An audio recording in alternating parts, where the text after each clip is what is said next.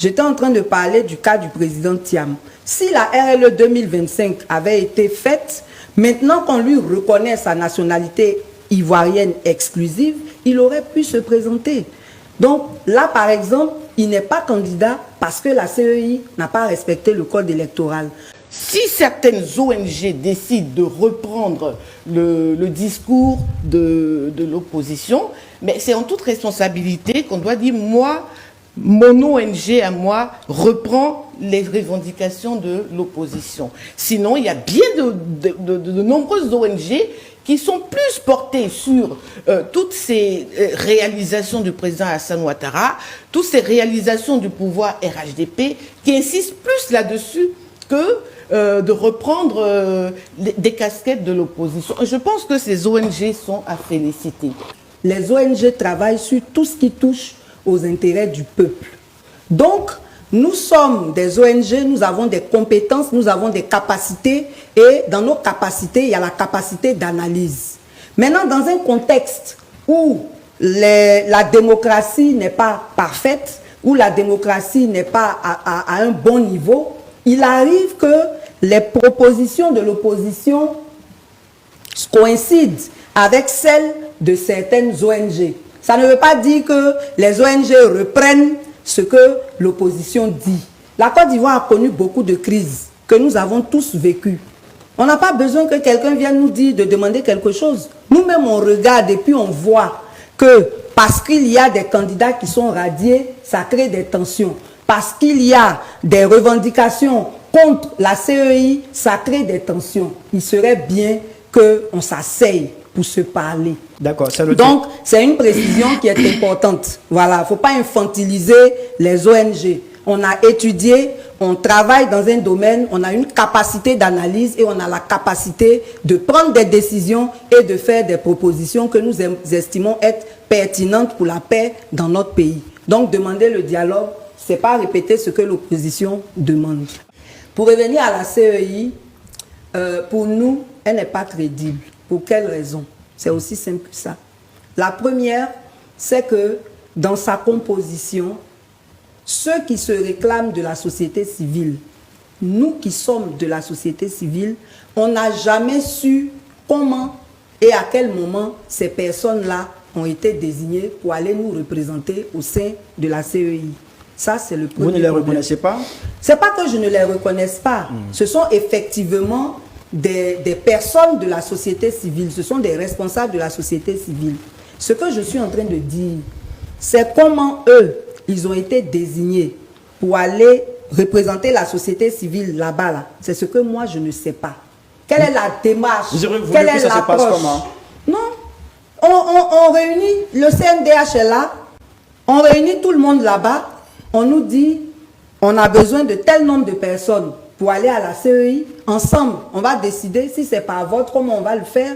Mais on devait être au fait de cela, de sorte que tout le monde se sente solidaire de ces personnes qui sont à la CEI pour le compte de la société civile. Ça n'a pas été le cas.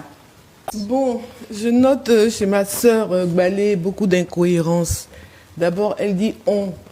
On ne nous a pas appelé, en tant qu'équipe, on va appeler tout le monde, toute la population ivoirienne. La CEI appelle tous les Ivoiriens, venez, on va parler de... Mais ce n'est pas réaliste ce que vous dites. Maintenant, la CEI appelle les partis politiques et la société civile. Mais je finis. Toute la population, c'est ridicule. Si vous permettez, vous avez dit tout à l'heure que vous êtes représenté à la CEI. La société civile est à la CEI, n'est-ce pas? Oui, donc vous n'êtes pas la société civile. C'est pas parce que vous, Madame Gbalé, vous n'avez pas été appelée que la société civile n'y est pas. La société civile y est. Elle n'y est pas au nom de toute la société civile. C'est ce que je dis. Mais si, quand on a deux représentants, c'est combien de représentants vous avez à la CEI? Il y en a 6. Voilà, vous avez jusqu'à 6 représentants à la CEI. Vous ne pouvez pas venir sur un plateau dire parce que moi je ne suis pas. Comment on les a choisis. Je vous en prie, laissez-moi finir. Non, mais je corrige. Je n'ai pas parlé de moi. Je vous ai parlé qu'on n'a pas été informé de la façon dont ça a été fait. Dites les choses comme elles sont. Ces sociétés dites ONG, consorts, qui nous ont mis dans le gouffre en 2020, parce que avant d'avoir été interpellée, elle a appelé les gens à sortir, à marcher. C'est à cette occasion-là qu'on vous a interpellé.